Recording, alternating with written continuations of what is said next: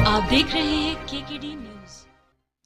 नमस्कार, KKD news में आपका स्वागत है। मैं हूं आपके साथ नम्रता शर्मा। ये नजर डालते हैं खबरों पर। नर्सिंग कॉलेज घोटाला मामले में युवा कांग्रेस का प्रदर्शन आज। युवा कांग्रेस की प्रदर्शन की चेतावनी के बाद प्रशासन ने की तैयारी। प्रशासन ने प्रदर्शनकारियों को रोकने की बैरिकेडिंग। बड़ी संख्या में पुलिस बल भी किया गया तैनात। वाटर कैनन और राइट कंट्रोल व्हीकल भी किए तैनात। युवा कांग्रेस ने दी है तत्कालीन चिकित्सा शिक्षा मंत्री के बंगले का घेराव की चेतावनी। नर्सिंग कॉलेज घोटाले में सामने तथ्य आए हैं कि ये इसमें लंबा घोटाला और सीबीआई ने क्लीन चिट दे दी 10-10 लाख रुपए लेके। बाकी पटवारी और दूसरा प्रशासन भी बिक गया, इसलिए अब ये सीबीआई तो बचा नहीं, अब ईडी से इसकी जांच होना चाहिए। भाई साहब, इसमें 66 नर्सिंग कॉलेज पर ताला लगाने की बात कर दी गई थी, तो क्या इससे संतुष्ट? कोई ताले नहीं लगे हैं, सब खुले हैं और चल रहे हैं, इसलिए ईडी जांच हो और दोषी लोगों पर कार्रवाई हो। मंत्री से इस्तीफा की कांग्रेस के नेतृत्व में आज विश्वास सारंग के बंगले का घेराव किया गया है। चूंकि ये तत्कालीन मंत्री थे जिनकी नैतिक जिम्मेदारी बनती है इनके संरक्षण और इनकी नाक के नीचे 219 फर्जी कॉलेजों को मान्यता दे दी गई जो कि कागजों में संचालित हो रहे थे। ये लाखों नर्सिंग के छात्र छात्राओं का इन्होंने भविष्य अंधकार में कर दिया है, बर्बाद। और आज तारीख तक न सीबीआई न किसी जांच एजेंसी ने विश्वास सारंग और तत्कालीन अधिकारियों से पूछताछ क्यों नहीं की है। तो कहीं ना कहीं ये पूरी जांच संदेह के घेरे में, और हम चाहते हैं जो दोषी अधिकारी और मंत्री थे उनसे पूछताछ होनी चाहिए और उन पर कार्रवाई होनी चाहिए। और सरकार को स्पष्ट करना पड़ेगा कि ये पुलिस का जो आप उपयोग कर रहे हैं किसके लिए कर रहे हैं। आप छात्रों की आवाज़ को दबाना चाहते हैं, आप छात्र नेताओं की आवाज़ को दबाना चाहते हैं, आपको ये कार्रवाई तो शिक्षा माफियाओं के खिलाफ करनी चाहिए। तो निश्चित बिल्कुल नहीं, मध्य प्रदेश में सीबीआई बिक गई, सीबीआई के अधिकारियों की शिकायत की और सीबीआई को गिरफ्तार करवाया। निश्चित ही अभी बहुत लंबी जांच बाकी है और अभी तो हजारों की संख्या में ऐसे दोषी अधिकारी हैं जिन्होंने पूरे मध्य प्रदेश में शिक्षा माफियाओं के साथ साठगांठ करके कागजों में कॉलेज संचालित किए, जिसकी वजह से लाखों छात्र छात्राओं का भविष्य बर्बाद हो गया। देखिए, आज नर्सिंग घोटाले के छात्रों के लिए आराम से बॉस, नर्सिंग घोटालों को आज जैसे आपने देखा है कि इतना बड़ा घोटाला हुआ है, नर्सिंग घोटाला। हमें क्या करना है, हमें एक आवाज़ उठानी थी उनके इंसाफ के लिए।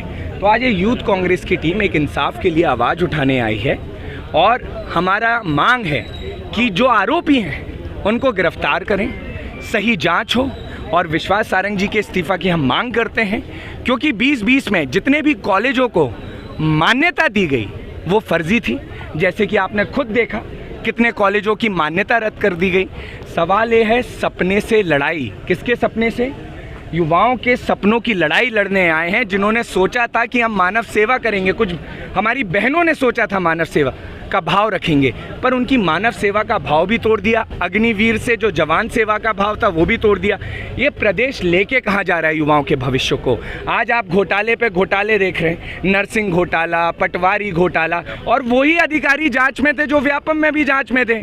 तो मेरा ये मानना है, हम एक सही भाव और भावना से उन युवाओं के लिए, उन बहनों के लिए एक आवाज़ उठाने आए हैं। अगर आज भोपाल यूथ कांग्रेस की आवाज़ नहीं सुनी गई तो आने वाले टाइम में पूरे मध्य प्रदेश यूथ कांग्रेस हर जगह, जिले से जिले और भोपाल में एक बहुत बड़ा घेराव करेगा। एक नीट घोटाला हुआ है, एक नीट घोटाला आप देख लीजिए, वो भी आपने अपने सामने देखा है कि किस तरीके से एक ही कोचिंग के 7 छात्र पास हो रहे हैं। तो जो परीक्षा का परिणाम आना था 14, वो आ गया 4-8 में। तो आपको खुद देखिए कि ये देश के बच्चों की शिक्षा व्यवस्था, स्वास्थ्य से भी खेल गए, अब शिक्षा से भी खेल गए। तो हम जाएंगे कहाँ? ये युवा जाएंगे क्या? तो आज उसकी लड़ाई यूथ कांग्रेस लड़ रही है। और जैसे कि हमारे जीतू पटवारी जी, उमंग सिंगार जी, बीवी श्रीनिवास जी और राहुल गांधी जी की एक ही सोच है, एक ही विचार है कि हमें यूथ के लिए सड़कों पर आना पड़ेगा, उनके लिए आवाज़ उठानी पड़ेगी। अगर आज नहीं उठाए तो कभी नहीं उठाए। सारंग का इस्तीफा नहीं होगा। देखिए भैया, हमारा तो मांग है और हम मांगेंगे, क्योंकि उस दौर में हुआ है। नहीं तो जांच कराएं, जांच करा के जो आरोपी हैं उनको गिरफ्तार करें। धन्यवाद। मोदी जी कहते हैं खाने देंगे। अब मोदी जी ने तो बहुत वादे किए थे। आज उनका अयोध्या का वादा आपने देखा, जो नारे लगाते थे प्रभु राम के कि राम को हम लाए हैं, ये भूल गए अहंकार में कि राम इस सृष्टि को लाए, राम हम सबको लाए, और वही अयोध्या हार गए। जिस अयोध्या को लेके उन्होंने निर्माण कराया, क्यों हारे आप वो भी सुनिए। वो इसलिए हारे कि जब आप दुखियों के छातियों पे हाथ रखेंगे तो कितने लोगों को आपने पीड़ित किया है इस दुनिया में, तो उनका भाव भी ईश्वर सुनता है। क्योंकि याद रखिएगा, सबसे बड़ा राजा प्रभु राम है और राम ही फैसला लेता है कि चलती कैसे है।